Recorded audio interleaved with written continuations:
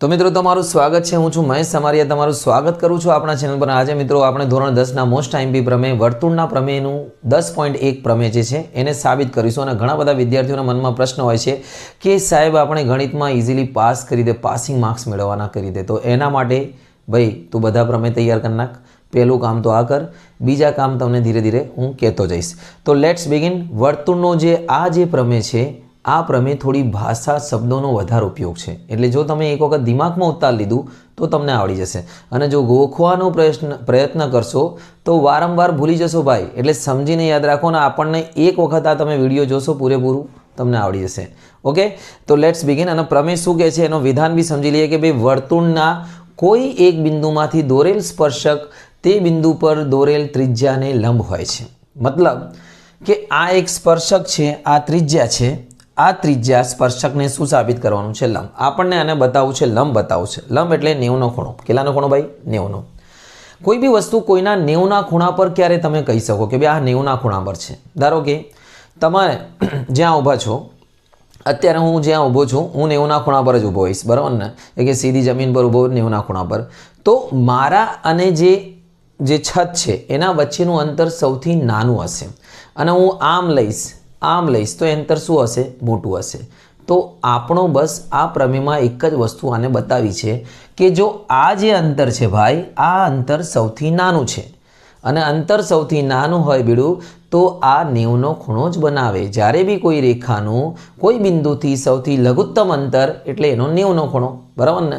તમે જોઈ લો, તમારાથી સામેનું અંતર એકદમ લઘુત્તમ અંતર હશે, આમ બાજુ જશો તો અંતર વધતું જશે, બરાબર ને? કોઈ દિવાલ હોય તો એની સામે તમે ઉભા હો તો તમારું લઘુત્તમ અંતર હોય, દિવાલની સાઈડમાં જાઓ તો અંતર વધારે હશે, સૌથી નાનું અંતર લઘુત્તમ 90ના ખૂણા પર હોય। તો ચલો પક્ષમાં લખીએ આપણે।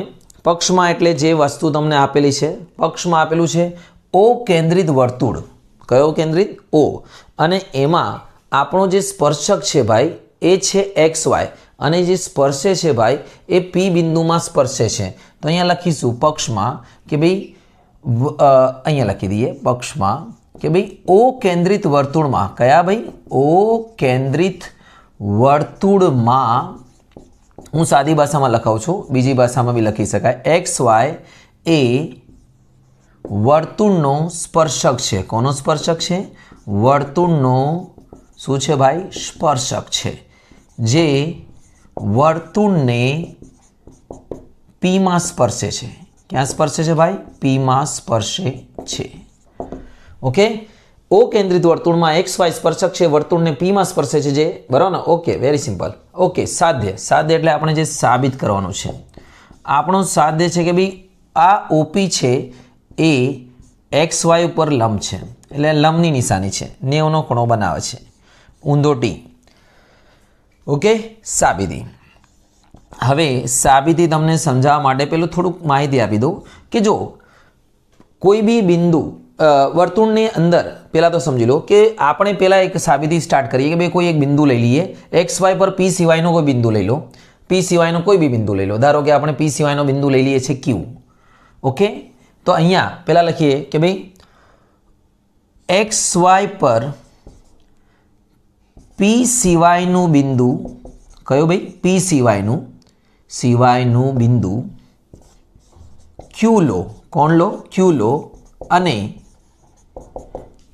OQ જોડો, OQ જોડો, દોરો, જોરો, જે કરવું હોય, આ OQ દોર્યું આપણે। ઓકે, આ બિંદુ આવી ગયો Q। હવે ધ્યાનથી આ પડજો, આ Y તો અહીંયા જ લખી દઈએ આપણે, આ Y અહીંયા છે। ઓકે મિત્રો, અહીંયા Q માટે એક વસ્તુ સમજી લો, Q વર્તુળની બહાર જ હશે। કેમ? જો Q, હું તમને દોરીને સમજાવું, આ છે વર્તુળ, અહીંયા છે આપણો P। Q કેમ બહાર હોય? કે એને શું શરત કીધી છે કે આ સ્પર્શક છે। હવે ધારો કે P અહીંયા છે, Q તમે અંદર લઈ લો, કદાચ વર્તુળની અંદર, તો PQ જ્યારે દોરશો તો એ સ્પર્શક નહીં બને બગા, છેદિકા બને।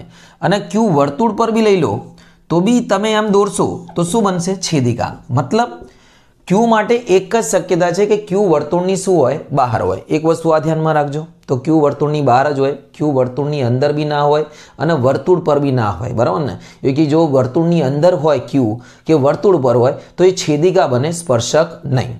તો ફાઇનલ થઈ ગયું. પહેલો આપણો જે સેન્ટેન્સ છે કે ભાઈ ક્યુ વર્તુળની બહારનો બિંદુ છે, કારણ કે જો ક્યુ વર્તુળની અંદર હોય અથવા વર્તુળ પર હોય તો PQ એ સ્પર્શક છેદિકા બને, સ્પર્શક નહીં. આ તમારે એટલું યાદ રાખવાનું. બીજી એક વસ્તુ તમારે ધ્યાન શું રાખવાની, હંમેશા એક વસ્તુ સમજી લો કે વર્તુળમાં જે ત્રિજ્યા જેટલા અંતરે બિંદુ જેટલા બી હોય ને, ત્રિજ્યા જેટલા અંતરે એ વર્તુળ પર હોય, અને ત્રિજ્યા કરતાં ઓછા અંતરે હોય વર્તુળની અંદર હોય, અને ત્રિજ્યા કરતાં બહાર જેટલા હોય વર્તુળની બહાર હોય. મતલબ કોઈ અંતર જો બહારનો બિંદુ છે, કોઈ ધારો કે ક્યુ એ વર્તુળની બહાર છે આપણે, તો એનું જે અંતર છે એ ત્રિજ્યાથી શું હશે, વધારે હશે. ધારો કે આપણે એક વર્તુળ દોરીએ અને અહીંયા ક્યુ છે, તો એ ત્રિજ્યા આટલું જ છે, અહીંયા હોય ગમે તે, તો ક્યુનું માપ આટલું જે માપ છે ત્રિજ્યા કરતાં શું આવશે, વધારે જ આવશે.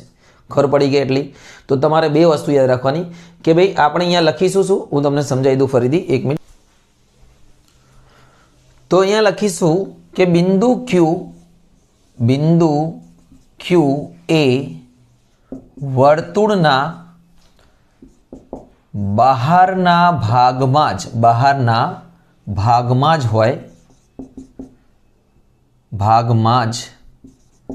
હોય, કારણ કે જો એ વર્તુળ પર અથવા વર્તુળના અંદર હોય તો PQ એ વર્તુળની છેદિકા બને, સ્પર્શક નહીં.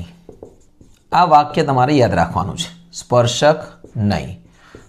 મતલબ સમજી ગયા? ક્યુ બહારના ભાગમાં હોય, અંદરના ભાગમાં બી ના હોય ને ઉપર બી ના હોય, કે અંદરના ભાગમાં હોય તો બી સ્પર્શક ના બને, છેદિકા બને, આર પાર જતી રહે વર્તુળને.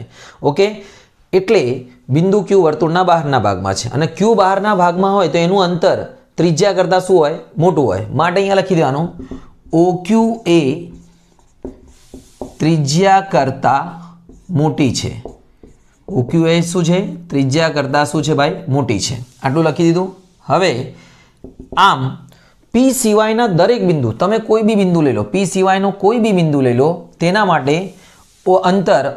માટે ક્યુ, આમ P સિવાયના દરેક બિંદુ ક્યુ માટે તેનું અંતર ત્રિજ્યા કરતાં વધુ આવશે. આમ લખી દઈશું, આમ P સિવાયના દરેક બિંદુ ક્યુ માટે તેનું અંતર, તેનું માપ ત્રિજ્યા કરતાં વધુ થશે. કેમ થશે વધુ? કે બહારના ભાગમાં થશે, અને બહારના ભાગમાં ત્રિજ્યા કરતાં મોટું થઈ જાય. એનો મતલબ કે OP એ સૌથી નાનું અંતર છે. માટે OP એ કેન્દ્ર O થી XY સુધીનું